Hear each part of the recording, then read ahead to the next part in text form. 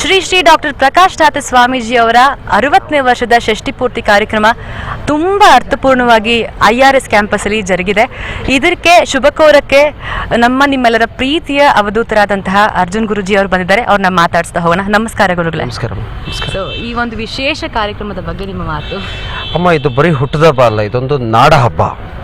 ಯಾಕೆ ಅಂತಂದರೆ ಒಂದು ಆರೋಗ್ಯ ಕ್ಷೇತ್ರದಲ್ಲಾಗಿರ್ಬೋದು ಅಥವಾ ಶಿಕ್ಷಣ ಕ್ಷೇತ್ರದಲ್ಲಾಗಿರ್ಬೋದು ಅವರನ್ನು ನಾವು ಬ್ರಹ್ಮ ಅಂತ ಕರಿತೀವಿ. ಪ್ರತಿಯೊಂದನ್ನು ಸೃಷ್ಟಿ ಮಾಡಿ ಅದರದೇ ಆದಂಥ ಒಂದು ವಿಶೇಷ ರೂಪವನ್ನು ಕೊಟ್ಟು ಇವತ್ತಿನ ದಿವಸ ಅವರು ವಿರಾಜಮಾನವಾಗಿ ಸಾಮ್ರಾಟನಾಗಿ ಕೂತಿರ್ತಕ್ಕಂಥದ್ದು ಭಾರಿ ಸಂತೋಷವಾಗುತ್ತೆ. ನಾವು ಭಗವಂತನಲ್ಲಿ ಪ್ರಾರ್ಥನೆ ಏನು ಮಾಡ್ತೀವಿ ಅಂದರೆ ಇನ್ನಷ್ಟು ಹೆಚ್ಚು ಆಯುಸ್ಸು ಆರೋಗ್ಯ ಆ ಭಗವಂತ ತಾಯಿ ಅವ್ರಿಗೆ ಅನುಗ್ರಹವನ್ನು ಮಾಡಲಿ.